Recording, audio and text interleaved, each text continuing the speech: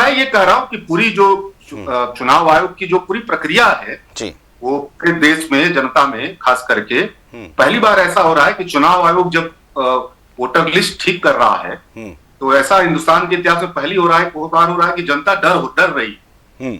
उसमें अफरा तफरी मचा हुआ कि मेरा कहीं वोट तो नहीं कट गया, मेरा वोट तो कहीं नहीं कट गया। ये अपने आप में एक बड़ा, अपने आप में एक ऐसा लग रहा है कि चीजों को जोड़ने के लिए कम है, चीजों को तोड़ने का ज्यादा चांस है, इसमें कटने का ज्यादा चांस है, ये बार बार लोगों को लग रहा है।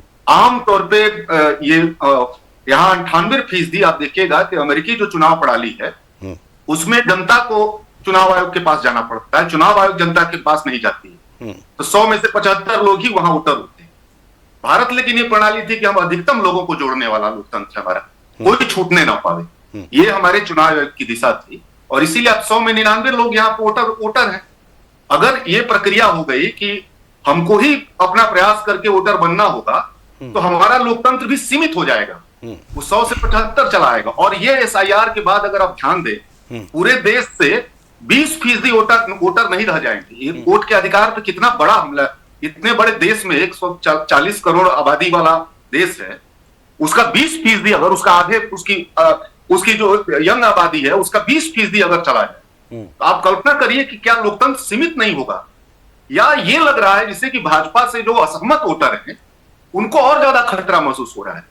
वो मैं परसेप्शन की बात कर रहा हूं आपसे कुलभूषण जी, कि बीजेपी विरोधी वोटरों में जो बीजेपी को नहीं चाहते हैं, लोकतंत्र है इसकी खूबसूरती है, अगर उसका विरोधी वोटर है वो उसके अंदर ये डर पैदा हो रहा है, तो यह भी चुनाव आयोग पे एक बड़ा आरोप है, उसके अंदर डर पैदा हो रहा है कि उसका वोट कट जाएगा।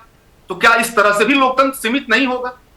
और 2003 का वो आ गया है कुलभूषण जी, आप देख लीजिएगा, चुनाव आयोग बता नहीं रहा था कि 2003 में कैसे हुआ था एसआईआर, जिसको कह रहे हैं कि लगातार हो रहा है, हर बार हुआ है, एसआईआर कभी नहीं हुआ है। 2003 का रिपोर्ट आ गया है, उसमें साफ साफ कहा गया है कि वो बीएलओ जो है घर घर जाएगा, कोई फॉर्म भरवाएगा, कोई दस्तावेज नहीं मांगेगा। 2003 में कोई दस्तावेज नहीं मांगा था, सिंगल दस्तावेज, जहां शंका होगी वहां चेक करेगा, जहां शंका होगी वहां चेक करेगा और तब वहां कोई प्रमाण मांगा जाएगा। यह इतिहास में पहली बार हो रहा है कि नागरिकता के प्रमाण मांगे जा रहे हैं, इतिहास में पहली बार एसआईआर हो रहा है। और इसकी पूरी दिशा यह है कि ज्यादा से ज्यादा लोगों को छांटो। आप याद करिए ना, पिछले दौर में चुनाव आयोग तमाम सेलिब्रिटी लोगों को ब्रांड एम्बेसडर बनाता था कि आप ज्यादा से ज्यादा लोगों को गांव में प्रचारित हो, कि आप वोट बने, ज्यादा से ज्यादा लोगों को जोड़ने की कोशिश होती है। हिंदुस्तान के इतिहास में यह पहली बार हो रहा है कि ज्यादा से ज्यादा चुनाव आयोग की प्रक्रिया छांटने की प्रक्रिया में बदल गई। और हमारा जो संवैधानिक लोकतंत्र था, जो एक भी वोटर को छोड़ने का उसके पास गुंजाइश नहीं थी, उसको सीमित करेगा, उसको छोटा करेगा, वोट के अधिकार पे हमला करेगा और संविधान से परे जाकर के एसआईआर चलाई जा रही है।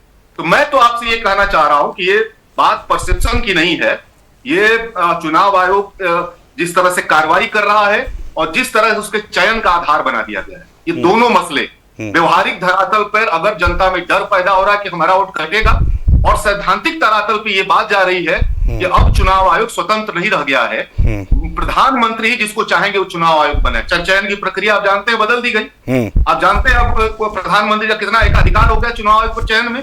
आप ये भी जानते हैं कि संसद में कानून ला करके किसी भी आपराधिक मुकदमे से उनको मुक्त कर दिया गया। तो दो मोर्चे पे आप देखेंगे, सैद्धांतिक मोर्चे पे जाके देखेंगे कि वहीं से चुनाव आयोग संदिग्ध हो जाता है जब प्रधानमंत्री का एकाधिकार उसमें बढ़ जाता है, आपराधिक मुकदमों से मुक्त कर दिया जाता है। और दूसरा आप देखेंगे, नीचे आकर के देखेंगे कि फॉर्म 7 का इस्तेमाल करके बड़े पैमाने पर लोगों की छटनी हो रही है। और उत्तर प्रदेश में अभी बताया जा रहा है कि 19% लोग तो नहीं पाए गए और 26% संदिग्ध हैं, उनको नोटिस दे दी गई। आप समझ रहे हैं, 7-8 करोड़ का मसला है, 7 से 8 करोड़ लोगों का मसला है जो आज उत्तर प्रदेश में अचानक से संदिग्ध बना दिए गए। और तो और भय करने का कारण एक और देखिए कि योगी साहब डिटेंशन सेंटर खोलने की बात कर रहे हैं। क्या एनआरसी चला रहे हो? एनआरसी चला रहे हो भाई साहब? इस समय डिटेंशन सेंटर खोलने की क्या एनआरसी हो रही है? नागरिकता का प्रमाण पत्र वो मांगा जा रहा है, नागरिकता तय होनी है इससे। तब योगी साहब इस समय एकमात्र अकेला राज्य उत्तर प्रदेश जहां योगी जी कह रहे हैं कि हम डिटेंशन सेंटर खोलेंगे। ये भयानक भय पैदा करने की कार्रवाई सरकार और चुनाव आयोग दोनों मिलकर कर रहे हैं उत्तर प्रदेश में। और ये केवल भय नहीं होने जा रहा है, वास्तव में 20% वोटर उत्तर प्रदेश के मताधिकार विहीन होने जा रहे हैं, वोट के अधिकार से वंचित होने जा रहे हैं। इससे बड़ा लोकतंत्र पे क्या हमला हो सकता है? तो मैं तो इसको इस रूप में ही देखता हूं। ये बात पक्ष और विपक्ष का नहीं है, भारतीय संविधान का है, भारतीय लोकतंत्र का है, जिसपे हमला है, बहुत बड़ा हमला। बिल्कुल, बड़ा एक हमले की बात कही और ठीक है, आपने अच्छी डिटेंशन सेंटर की बात कही। एक प्रश्न जो है अमरदीप जी आपसे लेना चाहूंगा। देखिए, बड़ी गहरी बात बोल गए हैं मनीष जी, और एक बड़ी बात है क्योंकि एग्जाम्पल एक है, आपने कहा था मनीष जी, और मैं जरा अमरदीप जी इस पर एक एग्जाम्पल बताना चाहूंगा, क्योंकि अमेरिका वाली आपने जिक्र की, लोग जाते हैं। अगर मान लीजिए ऑनलाइन प्रक्रिया है, ECI की वेबसाइट कितना काम करती है मुझसे अच्छा भी कोई नहीं जानता। फॉर्म 8 मैंने आज से 1 तारीख को भरा, अभी तक उस पर कोई संशोधन नहीं हुआ है।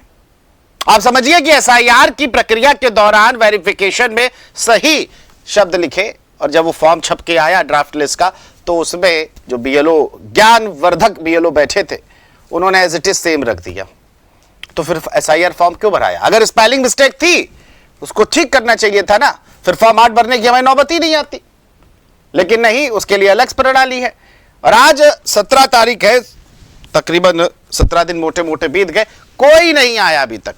BLO के पास फॉर्म ही नहीं आया, मैंने ऑनलाइन प्रक्रिया भर दी। तो ये असलियत है, नहीं आया। मैं 2 बार गया हूं, नहीं हुआ, फोन पे लगातार बात होती रहती, उसके पास आता नहीं। वो कह रहा धीरे धीरे होता रहेगा।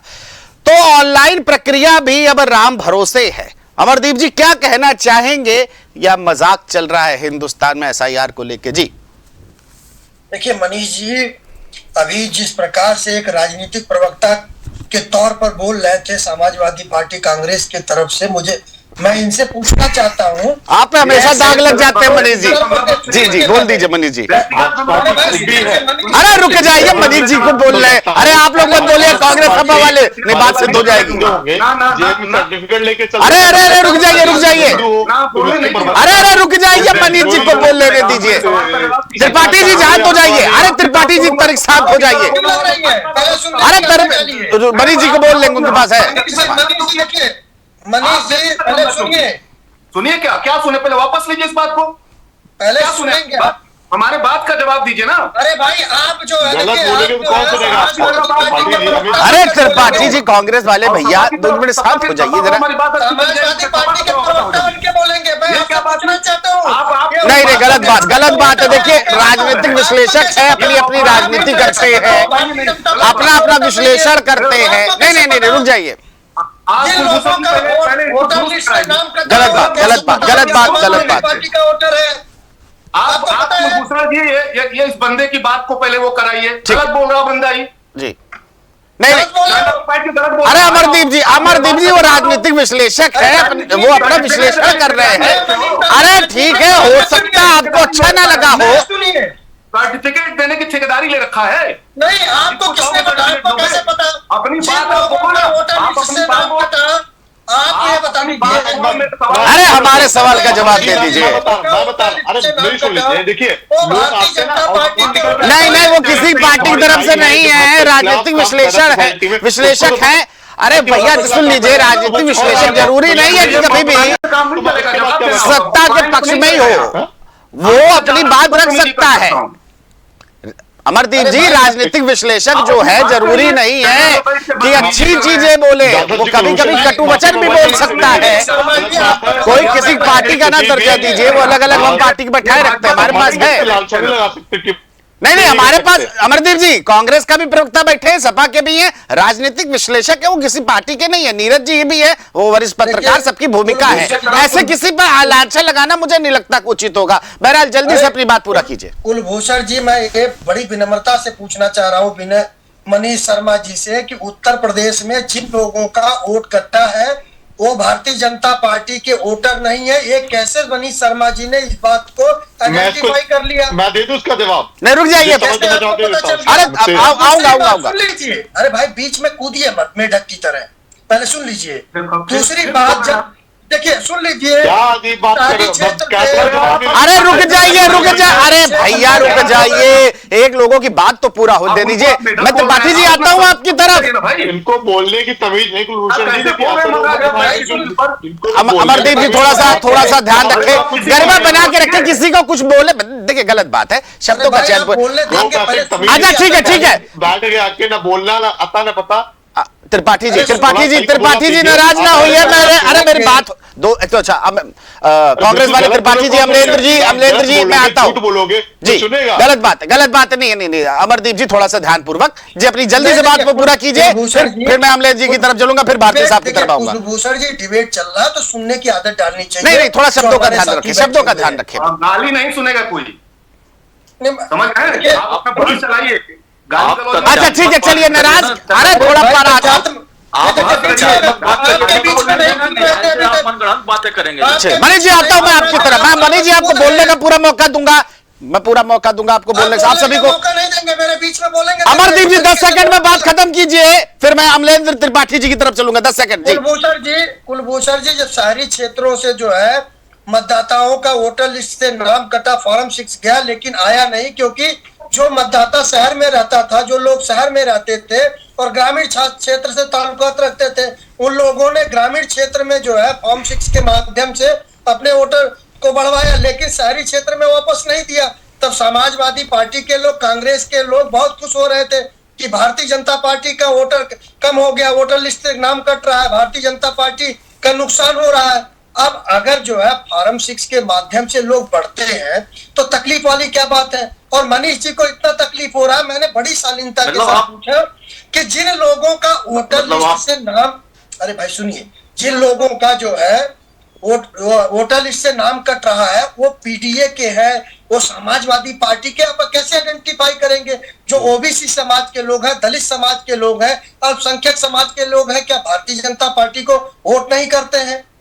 आप जो है समाज को, बिल्कुल, चलिए ठीक है, आता हूं मैं आपकी तरफ आता हूं, मैं आता हूं अमलेंद्र जी आता हूं जी, भारती जी।